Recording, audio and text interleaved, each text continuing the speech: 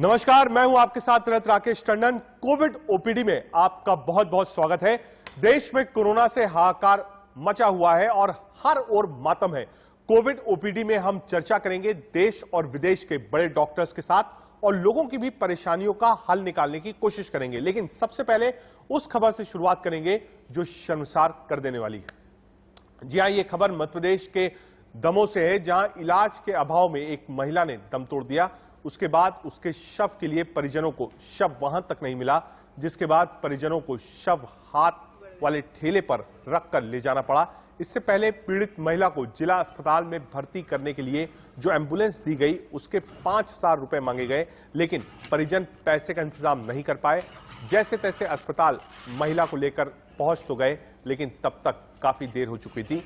दमोह से आई ये तस्वीर फेल हो रहे सिस्टम की गवाह है। ये बता रही है कि पैसा ना होने पर यह सिस्टम आपको किस तरह खाने के लिए दौड़ता है, कुचलता है और फिर रौंद देता है। अस्पतालों में जगह नहीं मिलती है तो इलाज मुयस्सर नहीं होता, और इलाज मिल भी जाए तो ऑक्सीजन इस देश में एक खोज हो गई है। और मौत के बाद भी सुकून न मृतक को और न ही उसके परिजनों को, क्योंकि अब शमशानों में भी वेटिंग है। सिफारिशें लग रही हैं, मिन्नतें की जा रही हैं, हाथ पैर जोड़े जा रहे हैं, तब कहीं घंटों इंतजार के बाद मोक्ष की अग्निचिता को नसीब होगी।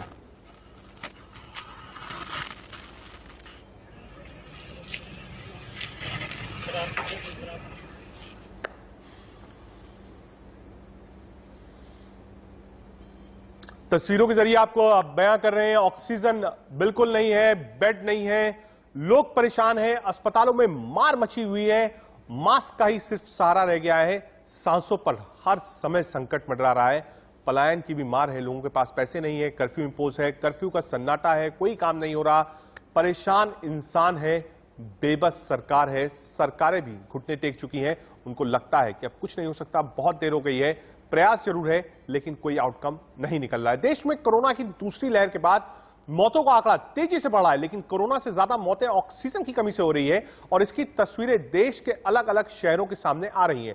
आपको कुछ राज्यों की तस्वीरें दिखाते हैं जिन्हें देखकर आप अंदाजा लगा सकते हैं कि हकीकत क्या है और दावे क्या है। जी हां, 6 तस्वीरें आपके स्क्रीन पर है जो हम लगातार आपको दिखा रहे हैं। देश का कोई राज्य बचा नहीं है जहां कोरोना से हाहाकार ना मची हो। ये तस्वीरों के जरिए आपको बताने की कोशिश कर रहे हैं। दिल्ली, गुरुग्राम, गाजियाबाद, पटना, ग्वालियर और आगरा गेट्स बंद है, लंबी वेटिंग्स है, सिलेंडर नहीं मिल रहे तो ब्लैक हो रहे हैं, ऑक्सीजन की कमी है, टैंकर्स का इंतजार है। टैंकर मानिए भगवान हो गया है, पुलिस एस्कॉर्ट कर लाती है क्योंकि ऐसा ना हो कहीं लूट ले जाए। ऐसी भी तस्वीरें आई जहां परिजनों ने ऑक्सीजन सिलेंडर्स लूट लिए। देश का कोई राज्य नहीं बचा है जहां कोरोना से हाहाकार न मचा हो। आपको सुनवाते हैं राज्यों के मुख्यमंत्रियों की कोरोना को लेकर क्या तैयारियां हैं। मैं ये नहीं कह रहा कि सब कुछ ठीक हो गया, लेकिन पिछले 2-3 दिन से वो जो पैनिक मोड में सारे हॉस्पिटल्स थे अभी वो खत्म हो गया है, और इसके लिए सेंट्रल गवर्नमेंट और हमारे स्टेट गवर्नमेंट के ऑफिसर्स की टीम्स जो हैं वो लगातार बैठी हैं। जितनी प्रॉब्लम्स थी उनको सॉर्ट आउट किया गया है। अब धीरे धीरे स्थिति इम्प्रूव कर रही है, अगले 1-2 दिन में और मुझे लगता है इम्प्रूव करेगी स्थिति। इस प्रकार का ये संकट आया है, इस संकट में हमको डाटा के साथ नहीं खेलना है। हमको लोगों का कैसे स्वास्थ्य ठीक हो, कैसे उनको हम राहत पहुंचा सकें, सारा ध्यान हमारा सब उधर ही होना चाहिए। अब जिसकी डेथ हो गई है वो वापस हमारे शोर में जाने से जीवित होता नहीं है। हम हर संभव प्रयत्न करेंगे कि सब लोगों को बचाया जाए। अब डेथ्स कम है या ज्यादा है, इस विवाद में पड़ने का कोई अर्थ नहीं है।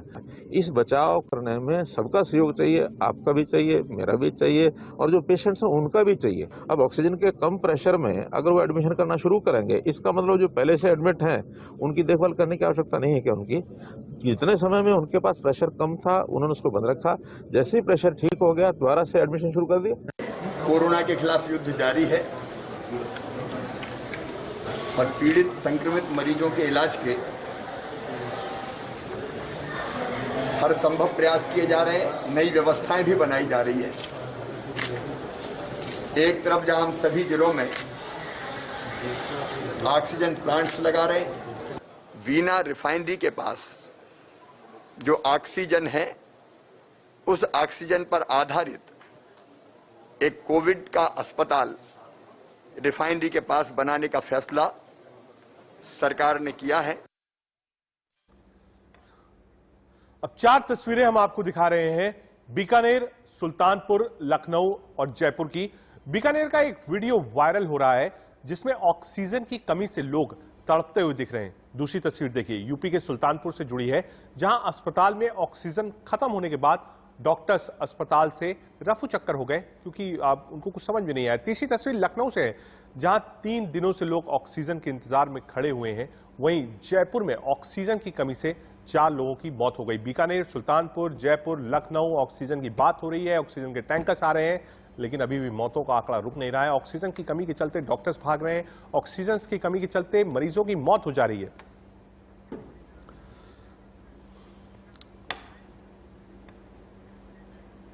हम लगातार अपने नंबर्स फ्लैश कर रहे हैं और हमने नाम लिया है, लगातार ये मुहिम चला रहे हैं इंडिया न्यूज की कोविड वाली ओपीडी। कोई भी मरीज हो, सिम्टोमेटिक, असिम्टोमेटिक, किसी को शक हो, डॉक्टर से बात ना हो पा रही हो, कोई फ्रेंड हो, परिजन हो, जिसको कोई समस्या हो, एक लंबा चौड़ा डॉक्टर का पैनल हमारे साथ रहेगा। आप फोन कर सकते हैं, नंबर्स लगातार हम फ्लैश कर रहे हैं, आप बात कर सकते हैं, डॉक्टर से डायरेक्ट बात कर सकते हैं। तारुफ करा दूं, डॉक्टर अनिल अरोड़ा है, गुरुग्राम से हमसे जुड़ रहे हैं। साथ ही साथ डॉक्टर नरेश चावला हैं, जॉइंट सेक्रेटरी एमए के, वो भी हमारे साथ हैं। और साथ ही साथ डॉक्टर एके अग्रवाल हैं, जो कि स्टैनफोर्ड यूएसए से हमसे जुड़ रहे हैं। आपका बहुत बहुत स्वागत है। सर, एक इनिशिएटिव है, कोशिश यही है हमारी कि जो दर्शक डॉक्टर से नहीं मिल पा रहे हैं, संदेह है, परेशान है, भयभीत हैं, उनकी हम मदद कर पाएं, उनको आप सलाह दे पाएं। आप सबका बहुत बहुत धन्यवाद, बहुत बहुत स्वागत है इंडिया न्यूज के कोविड ओपीडी पे। शुरुआत करता हूं डॉक्टर एके अग्रवाल आपसे मैं। डॉक्टर साहब, इस वक्त जो महामारी फैल रही है, बहुत ज्यादा आप कह सकते हैं स्कोप है नहीं। आपने अगर खबर अभी देखी होगी तो सुल्तानपुर में कुछ डॉक्टर्स थे, ऑक्सीजन खत्म हो गई, डॉक्टर्स को भी भागना पड़ा क्योंकि डॉक्टर्स भी कह रहे हैं हम क्या करें, रेमडेसिविर है नहीं हमारे पास, फेबीफ्लू है नहीं हमारे पास, ऑक्सीजन है नहीं हमारे पास। तो ऐसी स्थिति में डॉक्टर्स क्या करें? देखिए, बहुत अच्छा क्वेश्चन है, लेकिन हमको ये समझना होगा कि जब प्रॉब्लम बड़ी होती है, जैसे कि ये पैंडेमिक है, महामारी है, तो हमको जूम आउट करके दूर से सिचुएशन को देखना चाहिए। हमारा एफर्ट और जो फेल्योर नजर आ रहे हैं वो इसलिए है क्योंकि हम एक इंडिविजुअल अप्रोच देख रहे हैं, और इंडिविजुअल अप्रोच जो फेल होती नजर आती है वो न्यूज के माध्यम से हाईलाइट भी हो रही हैं। तो एक मेंटल कोरोना पूरे वर्ल्ड में फैल गया है। महामारी ऐसा नहीं कि पहली बार आई है। आपको याद होगा कि पहले स्मॉल पॉक्स के रूप में आई थी, एक बार प्लेग के रूप में आई थी। तो महामारी एक नेचर का नियम है जो 60-70 वर्ष में एक बार आती है और लगभग 3 वर्ष रहती है, और लगभग सेकेंड ईयर उसका पीक भी आता है। तो जरूरत है कि हमें ओवरऑल चीजों को बाय एंड लार्ज देखना होगा, और इसमें मेंटल टफनेस का एक बहुत बड़ा रोल है। मैं ये नहीं कह रहा कि ऑक्सीजन और रेमडेसिविर और दवाओं का रोल नहीं है, लेकिन उससे भी ज्यादा जरूरत है कि हम सभी को अपनी मेंटल टफनेस, एकजुटता, पॉजिटिविटी को बनाए रखना होगा। जैसे कि एक एग्जांपल है कि सांप काटने से कई लोगों की डेथ हो गई जबकि सांप नॉन पॉइजनस था। इसका मतलब उसका फियर फैक्टर इतना था कि डेथ हो गई। तो इसीलिए मैं आप सभी से इस वो एग्जांपल व्हाट्सएप पे भी डॉक्टर साहब खूब चल रहा है। आपने जो एग्जांपल दिया, वो लोग एक दूसरे को समझा रहे हैं, पॉजिटिव रहने की कोशिश कर रहे हैं, लेकिन जो तस्वीरें हैं डॉक्टर साहब, जो कहानियां हैं, अगल बगल की हैं, रिश्तेदारी में है, फ्रेंड सर्किल में है, वो सोचने पर मजबूर करती है कि हम तैयार क्यों नहीं थे। डॉक्टर अनिल अरोड़ा भी हमसे जुड़े हैं। डॉक्टर साहब, अब बात ये भी चल रही है कि एयरबॉर्न हो गया है, आप घर में भी रहिए तो मास्क पहनिए, वेंटिलेशन ज्यादा करिए, उस पर क्या कहेंगे आप? देखिए, अगर आप जो टोटल नंबर ऑफ केसेस देखेंगे तो हाँ, हिंदुस्तान में पहली वेव में और पहली और दूसरी वेव में जो डिफरेंस है, दूसरी वाली वेव में इन्फेक्टिविटी ज्यादा है। ऑलमोस्ट ऑल फैमिली मेंबर, जहां एक केस इंडेक्स केस घर में हुआ है तो सारे फैमिली मेंबर्स को हुआ है। Best part of it is कि अगर आपको पहले कोविड हो गया हो या पहले वैक्सीन लगी हुई हो तो चांसेस सेकंड कोविड होने के कम। अगर आप हिंदुस्तान की पॉपुलेशन देखिए, with a population of 133 crore, पिछली बार जो टोटल नंबर ऑफ केसेस था बस to the tune of about से 1 करोड़। अभी भी मेजर चंक को इन्फेक्शन नहीं हुआ, इवन दो आईसीएमआर की स्टडी के मुताबिक 45% को सैंपल सर्वे के मुताबिक एंटीबॉडीज बनके एक्सपोजर हो चुका है। तो मतलब 45% अभी प्रोन है सेकेंड वेव की। तो अगर वैक्सीन नहीं लगी हुई तो भी उनको इन्फेक्शन का पूरा रिस्क है। तो क्योंकि अब ये भी प्रूव हो चुका है CDC की स्टडीज के हिसाब से कि इन्फेक्शन एयरबॉर्न है, तो इसलिए सबसे इम्पोर्टेंट प्रोटेक्शन है आपका लॉकडाउन और मास्क है।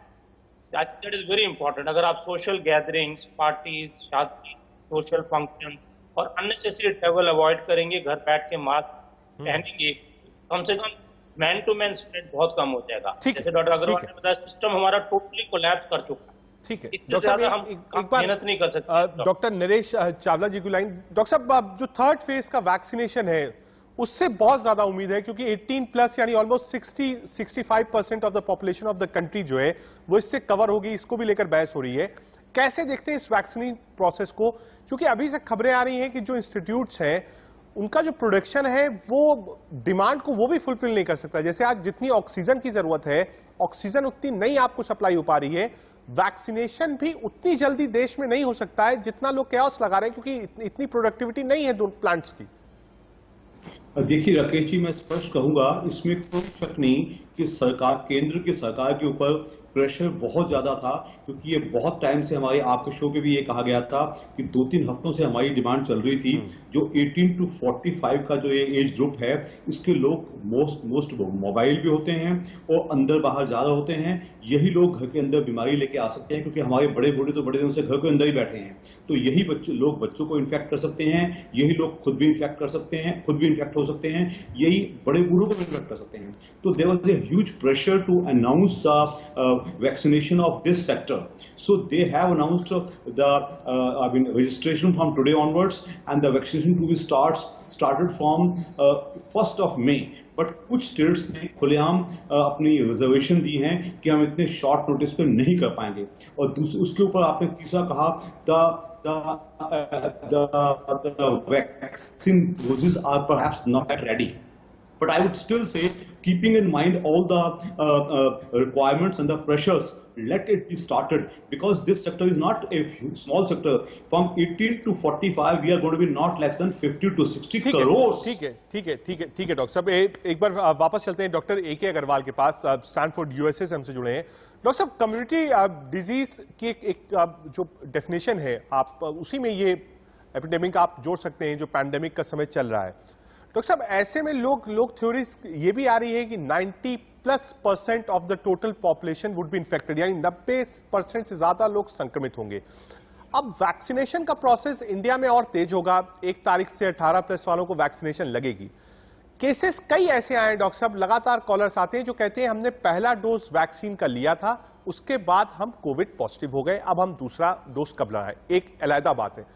मैं ये जानना चाहता हूं कि इतनी महामारी है, अगर मैं दिल्ली की बात करूं, चारों तरफ आप कह सकते हैं हॉस्पिटल्स है, लाइंस लगी है, इमरजेंसीज है, हर जगह पेशेंट है और हर जगह इन्फेक्शन है, इसको कहने में कोई गलती नहीं होगी।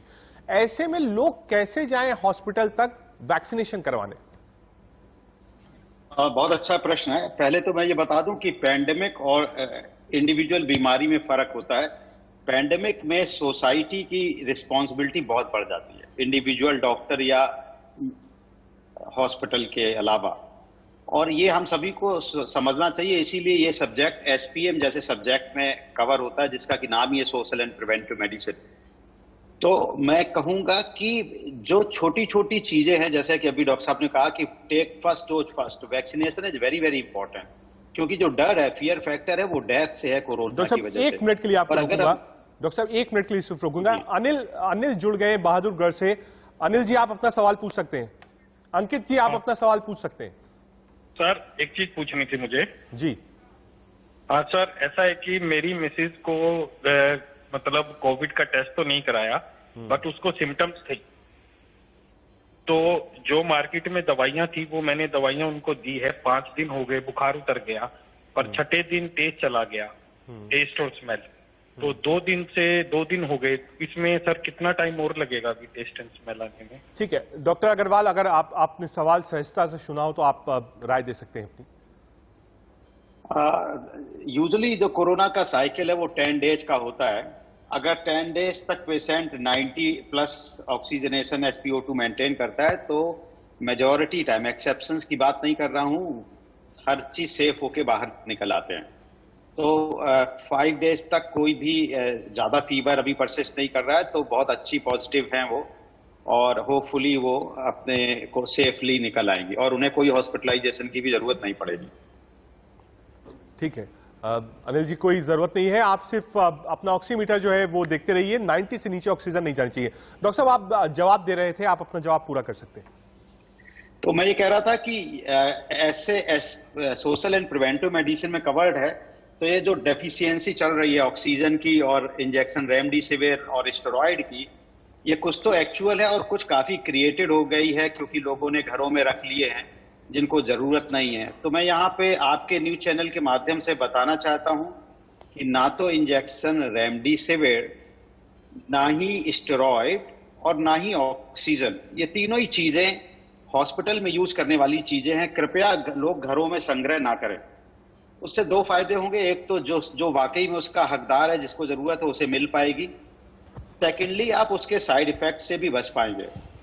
वैसे भी रेमडेसिविर कोई रामबाण नहीं है और इसको केवल EUA वाला परमिशन मिला, इमरजेंसी यूज ऑथराइजेशन मिला हुआ है। तो कृपया उसे रामबाण समझ के लोग घरों पे संग्रह ना करें।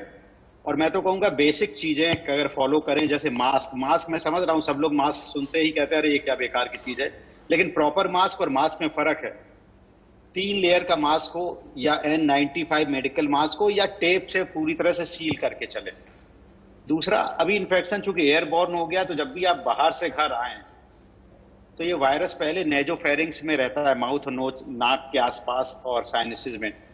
तो सबसे पहले आप गार्गिल करें घर में आने के पहले, बाद जब भी बाहर से आए, और स्टीम ले लें। जैसे ही आप ये करेंगे तो जो थोड़ा बहुत इन्फेक्शन आपके अंदर गया है तो वो वायरस खत्म हो जाएगा। नहा लें, कपड़े चेंज कर लें। अगर आप इतना ही सब लोग डिसिप्लिन फॉलो करेंगे पूरी कंट्री में, तो मैं आपको प्रॉमिस करता हूं कि 99% प्रॉब्लम यहीं से दूर हो जाएगी। केवल छोटा सा डिसिप्लिन, बजाय पैनिक हो जाने से कि अरे ये क्या हो रहा है, क्या हो रहा है, क्या हो रहा है। तो ये डिसिप्लिन, और ऑफ कोर्स जितना भी छोटा होने लगता है बैक्टीरिया या वायरस या और छोटी चीज, उतना ही वो दवाओं से इनइफेक्टिव हो जाता है। तो ऐसे में जरूरत है कि हमें अपनी इम्यूनिटी बढ़ाएं, और ये इम्यूनिटी बढ़ाने के तरीके आपके न्यूज चैनल वगैरह से सब लोगों को काफी अच्छे तरीके से आते हैं। लगातार डॉक्टर साहब इस चीज को बता रहे हैं। रश्मि गुप्ता एक कॉलर हमारे साथ जुड़ गई। रश्मि जी, आप अपना सवाल पूछ सकती हैं। हाँ डॉक्टर साहब, मैं ये पूछ रही हूँ कि मेरा भाई को आज से 17 दिन पहले पॉजिटिव निकला था, तो वो आइसोलेशन में बिल्कुल अकेला अपना सब कुछ केयर किया, पर अभी कल परसों टेस्ट कराया है तो उसका फिर पॉजिटिव निकल गया। उसमें क्या करना चाहिए? प्रोफेसर अनिल अरोड़ा जी, आप जवाब दे सकते हैं कॉलर का। हाँ जी, जब आप कोविड का ट्रीटमेंट करते हैं जी, तो आप RNA का या कोविड टेस्ट का इलाज नहीं करते।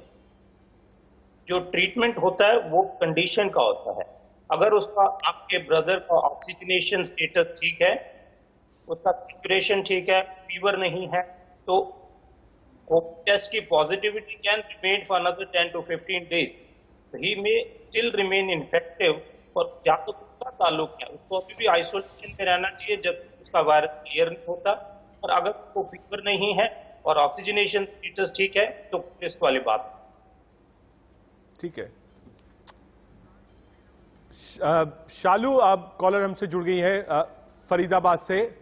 शालू कॉलर जुड़ गई फरीदाबाद से, आप अपना सवाल पूछ सकते हैं। सर, मेरा नाम शालू है, मेरी एज 35 है और अभी मैंने न्यू बॉर्न को बेबी को जन्म दिया है आज से 15 दिन पहले। बट मैंने 4-5 दिन पहले अपने जब टेस्ट करवाया तो मेरा कोविड पॉजिटिव आया है। ठीक है, तो मैं इस टाइम पे क्वारंटीन हूँ। मुझे ये जानना है कि मैं अपने बेबी को फीड कब करा सकती हूँ और दोबारा टेस्ट के लिए मैं कब जा सकती हूँ। ठीक है, डॉक्टर नरेश चावला जी।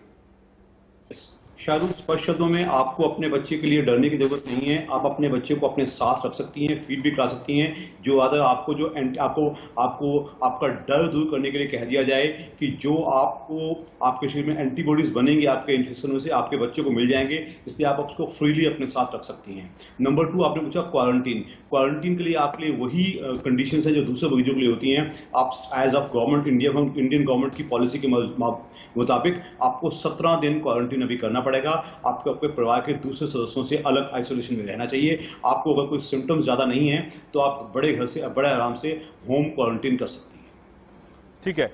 और ट्रीटमेंट, जहां तक ट्रीटमेंट लाइन से, मैं लेट मी रिपीट, जो भी सिंपल एंटीबायोटिक्स हैं, जो एजिथ्रोमाइसिन वगैरह हम दूसरे नॉन प्रेग्नेंट या नॉन लैक्टेटिव लेडीज को देते हैं, वो आप अब भी ले सकती हैं। आप अपने फैमिली फिजिशियन के या अपने फैमिली डॉक्टर के कॉन्टैक्ट में रह के आसानी से जो सिंपल ट्रीटमेंट दूसरे पेशेंट्स को मिलता है, आप वो ले सकती हैं। ठीक है। डॉक्टर अग्रवाल, एक चीज और समझना चाहूंगा, क्योंकि आप स्टैनफोर्ड यूएसए से जुड़ रहे हैं।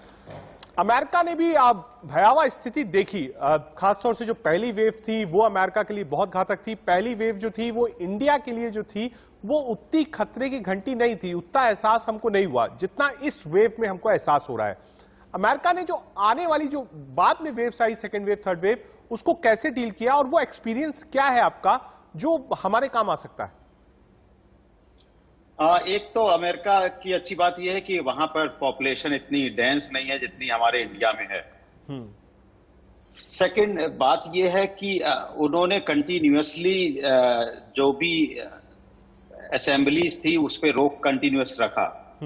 जैसे अपने यहाँ कितनी अलग अलग वजहों से असेंबली एक तरह से हट गई थी, चाहे वजह इलेक्शंस रहे हों या कुंभ रहा हो या कोई और वजह रही हो, लेकिन देयर वर बहुत सारे चांसेस थे कि कम्युनिटी स्प्रेड होने के। और यहाँ तक कि जो इंडिया का म्यूटेंट वायरस है, अब हम लोगों के इंडिया से होके 17 और देशों में फैल चुका है। तो इंडिया इसमें भी नाम कमा रहा है कि यहाँ का जो डबल म्यूटेंट वायरस है, जो कि पहले से ज्यादा घातक भी है, और न केवल इंडिया में बल्कि और 17 कंट्री में फैल चुका है। तो हमारा डिसिप्लिन कहीं ना कहीं जरूर ब्रेक हुआ है, जिसकी वजह से हम इसके रिजल्ट्स भोग रहे हैं। ठीक है डॉक्टर साहब, एक दर्शक का बेला जुड़ गई हैं हरियाणा से। बेला जी, आप अपना सवाल पूछ सकती हैं।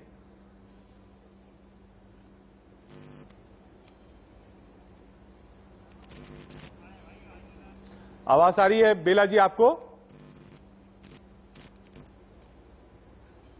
मुझे लगता है बेला जी तक आवाज नहीं पहुंची। अगर दोबारा कनेक्ट होती है हम सवाल पूछेंगे। डॉक्टर अग्रवाल, आप इस चीज को बता रहे थे कि जो इंडिया का म्यूटेटेड वायरस है वो 17 और देशों में फैल चुका है। क्या और म्यूटेट हो सकता है, वेरिएंट और बन सकते हैं? क्योंकि लोग कहते हैं कि चेंज ऑफ सीजन भी एक कॉज होता है। हालांकि अब तक कोई इसकी ऐसी स्टडी मेरे पास नहीं है, मैंने नहीं पढ़ा है, लेकिन कई जगहों पर यह पढ़ा गया है कि चेंज ऑफ वेदर भी वायरस को प्रमोट करता है। देखिए, जो लोग मेडिसिन से जुड़े हुए हैं वो जानते हैं कि जितना भी जो विषाणु है, कीटाणु है, जो जितना माइनर होता चला जाएगा, साइज में छोटा होता चला जाएगा, जैसे न्यूक्लियर बॉम्ब साइज में छोटा होता है तो उतना ही घातक होता है। इसी तरह से वायरस, ये आरएनए वायरस है, यानी कि एक ही चेन है इसमें। तो ये जो एक चेन वाले वायरस हैं, ये बहुत जल्दी अपने में परिवर्तन ला सकते हैं। परिवर्तन लाना मतलब म्यूटेशन लाना, और जब वो म्यूटेशन ला सकते हैं तो इसका मतलब ये है कि वो अपनी सर्वाइवल के लिए, अपने जिंदा रहने के लिए, अपने फायदे के लिए चेंज करते हैं। यानी कि वो दवाओं से रिफ्रैक्टरी हो जाएंगे, जिन पे दवाएं ना असर करें, उनके अंदर ज्यादा घातक आ जाएगी जिससे लोगों को जल्दी से इन्फेक्ट करें और ज्यादा डैमेज करें। तो ये एक नेचर का लॉ है, और नेचर की वजह से ये, मैंने जैसे बताया, 60-70 साल में एक पैंडेमिक आता ही है, और इसे बाई एंड लार्ज हमें देखना चाहिए और बाई एंड लार्ज ही हमें इसे मैनेज करना चाहिए। ठीक है डॉक्टर अग्रवाल, डॉक्टर नरेश चावला जी, डॉक्टर अनिल अरोड़ा, आप सब हमारे साथ रहिए। इंडिया न्यूज की कोविड ओबीटी चलती रहेगी, हम आपसे चर्चा करते रहेंगे, लेकिन फिलहाल एक छोटा सा ब्रेक। आप कहीं मत जाइए, देखते रहिए इंडिया न्यूज।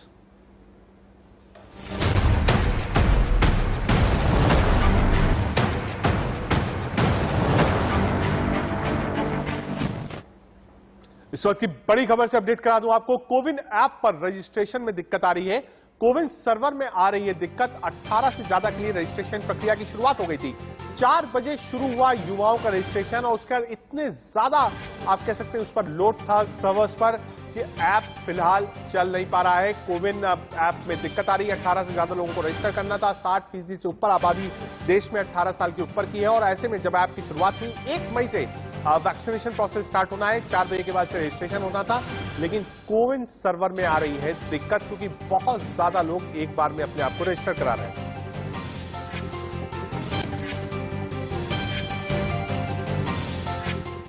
ऑक्सीजन पर दिल्ली हाई कोर्ट में सुनवाई हुई। वकील ने कहा ब्लैक में बिक रहे सिलेंडर। वकील ने यह भी कहा 30,000 में मिल रहे सिलेंडर होटलों से अस्पतालों को अटैच करने पर सवाल उठाया गया। बिना सुविधाओं के अटैच कर रहे हैं, ये कहना है हाईकोर्ट का। सुनवाई के दौरान वकील की आंखों में आंसू आए। वकील ने कहा रिश्तेदारों को बेड नहीं मिल रहे हैं, सुविधाएं बढ़ाने की दिशा में काम कर रहे हैं, ये कहना है हाईकोर्ट का। फिलहाल सांत्वना ही दे सकते हैं। हाईकोर्ट ने कहा दिल्ली सरकार ने कोर्ट में रिफिलर्स का पूरा ब्यौरा दिया है। यानी जो वकील थे, जो मुकदमा लड़ रहे थे, वो उनके भी आंख में आंसू आ गया। उन्होंने कहा कि साहब रिश्तेदारों को भी नहीं बचा पा रहे हैं क्योंकि बेड, ऑक्सीजन सब कुछ ब्लैक है। बीकानेर के पीबीएम अस्पताल में ऑक्सीजन की कमी से रोगियों की मौत का सनसनीखेज वीडियो सामने आया है, जिसमें ऑक्सीजन की कमी के चलते रोगी तड़प तड़प कर मर रहे हैं। सोशल मीडिया पर वायरल हुआ वीडियो से पता चलता है कि पीबीएम के कोविड अस्पताल में किस तरह ऑक्सीजन की कमी है और किस तरह अस्पताल प्रशासन की लापरवाही के कारण लोगों की मौत हो रही है। विजुअल्स आपको दिखा रहे हैं, पीबीएम बीकानेर का अस्पताल है। आप देखिए ऑक्सीजन नहीं है, लोग तड़प रहे हैं। ये सोशल मीडिया पर भी वीडियो खूब वायरल हो रहा है और ये वीडियो बताता है कि सरकारें क्या कर रही हैं, अस्पताल का प्रशासन क्या कर रहा है। ऑक्सीजन खत्म हो जाती है लेकिन सब कुछ शून्य रहता है। नहीं, प्लांट में, जनरेशन प्लांट में कोई खराबी नहीं आई है। एक्चुअल में इसका जो है 3 दिन चलने के बाद जो इसका प्रेशर है वो कंटिन्यूस मेंटेन होता है, उसके बाद ये सही फंक्शनिंग में आता है। तो अभी काम कर रहा है हमारी जो कल से जो यहाँ पे जो खपत थी सिलेंडर्स की, वो इसको लगाने चालू करने के बाद कम हुई है।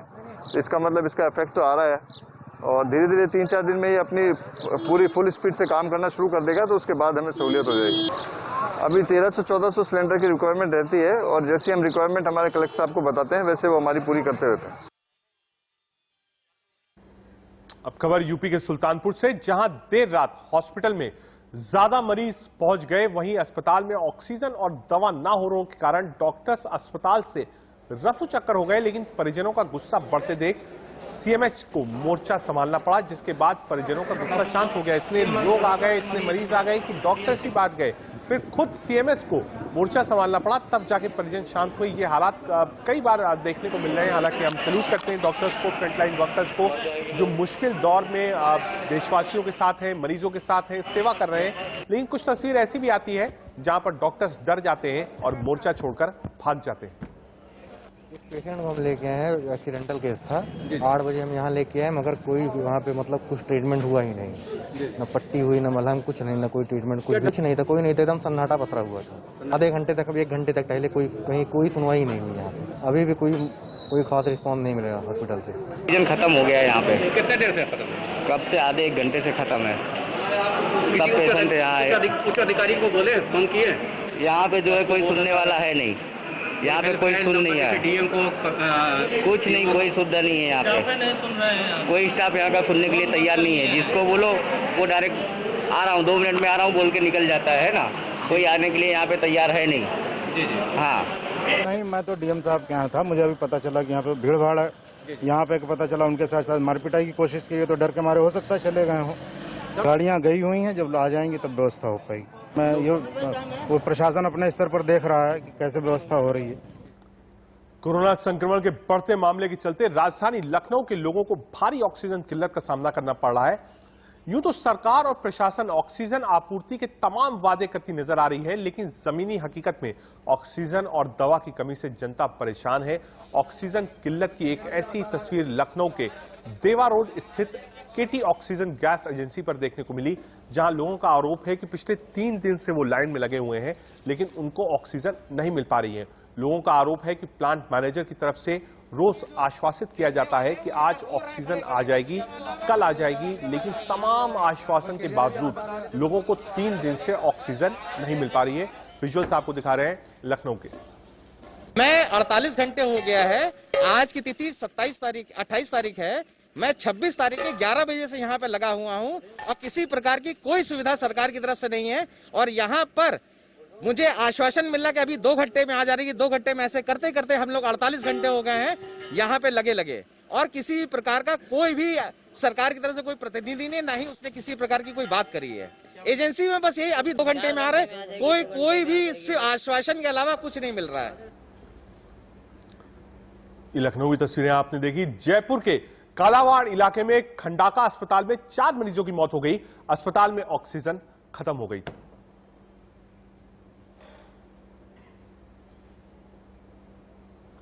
चार मरीजों की मौत हो जाती है सिर्फ इसलिए क्योंकि ऑक्सीजन नहीं थी। और ये पहली तस्वीर नहीं है, दिल्ली की तस्वीर हमने देखी, राजस्थान की देखी, हरियाणा की देखी। ऑक्सीजन की किल्लत होती है, मरीज दम तोड़ देते हैं, सिस्टम बिल्कुल बेहाल है।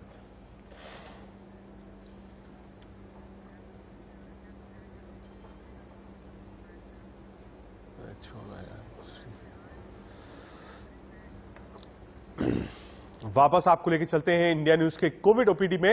हमारे साथ प्रोफेसर अनिल अरोड़ा गुरुग्राम से जुड़ रहे हैं, साथ ही साथ नरेश चावला जी जॉइंट सेक्रेटरी आईएमए हमारे साथ हैं, AK अग्रवाल है स्टैनफोर्ड यूएस से हमारे साथ ही साथ मनीषा जी जुड़ेंगी थोड़ी देर में फरीदाबाद से, सबसे बड़े कोविड के हॉस्पिटल से भी। डॉक्टर नरेश चावला, आपसे शुरुआत करता हूं। ये जो पीक की बातें हो रही हैं कि 15 तारीख के आसपास पीक होगा, 17 तारीख के पास पीक होगा, एक पीक नहीं होंगे, एक स्टडी बता रहे हैं सेवरल पीक्स हो सकते हैं, इस पे आप क्या कहेंगे? राकेश, मैंने कल भी कहा था और आज मैं दोबारा कह रहा हूँ, I am a clinician for last 40 long years in Delhi only.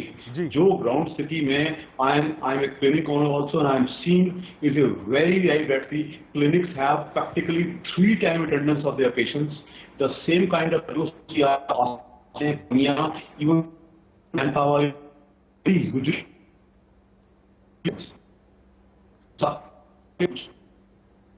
मेरी आपके जो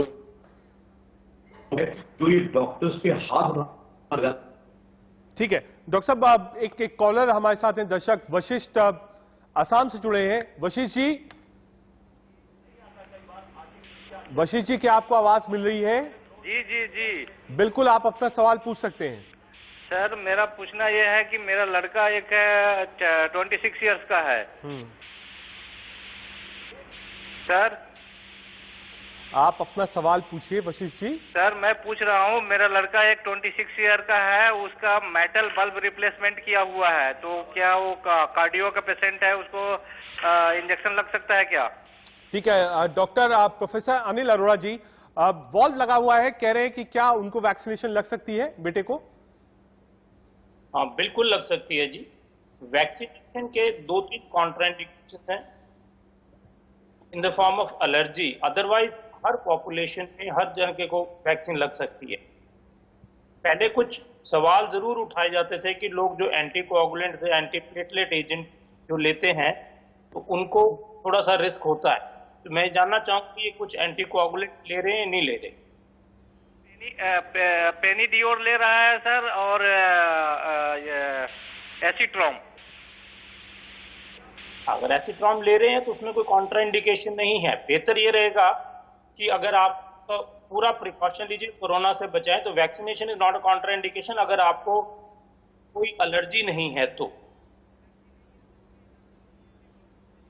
ठीक है, एलर्जी नहीं है और आप ले सकते हैं।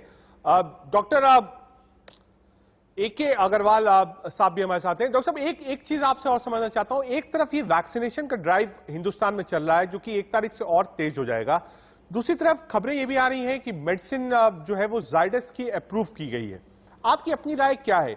एक तरफ वैक्सीनेशन चलेगी, दूसरी तरफ मेडिसिन आ जाएगी, क्योंकि अब तक कोई श्योर शॉट मेडिसिन कोविड-19 के लिए कहीं भी है नहीं। ऐसे में जायडस की दवाई को इमरजेंसी यूज के लिए परमिशन देना, आपको लगता है ये पहली दवाई होगी एटलीस्ट जो कोविड-19 पेशेंट्स को दी जा सकेगी और असरदार होगी?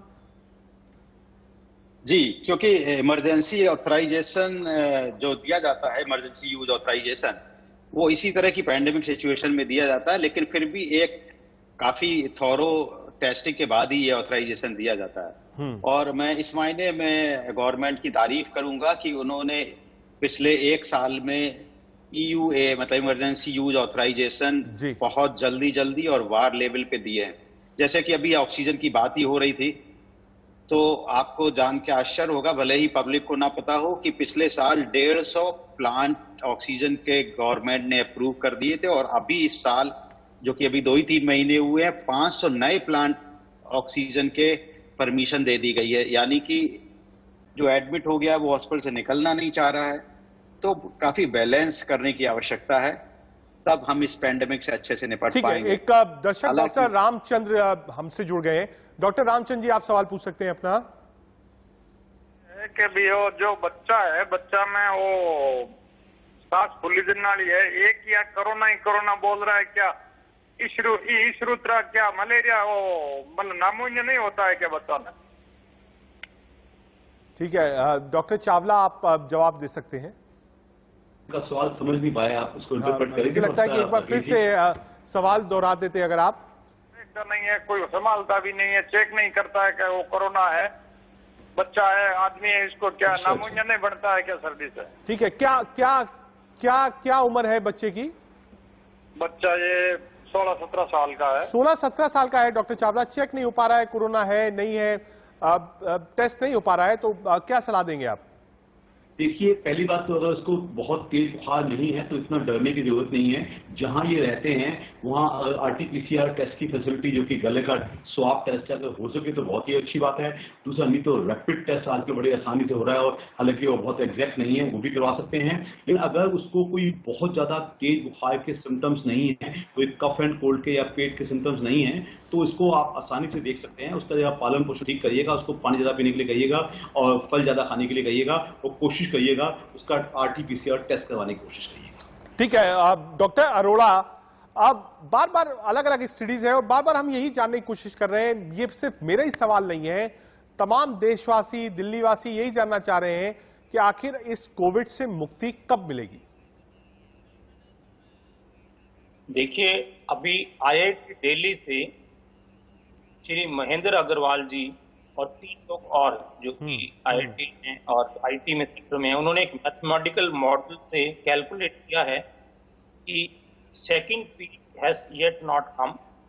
उनके मुताबिक 4 फरवरी से लेके 8 फरवरी तक we will have the peak of new infection and total prevalent infection will be maximally seen between 14th and 18th week।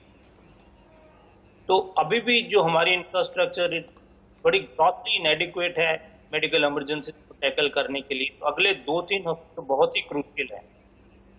तो मुक्ति का तो नाम अभी 2-3 हफ्ते ले ही नहीं सकते। अगर हम अपनी इंफ्रास्ट्रक्चर को या मैच्योरिटी के हिसाब से या judicial use of whatever is available हम उसको टैकल कर सकें, तो at least will be able to tide over. बिल्कुल, हमको तैयारी करनी पड़ेगी, बैकअप बनाना पड़ेगा, ऑक्सीजन प्लांट लगाना पड़ेगा। डॉक्टर साहब, वक्त की थोड़ी कमी है।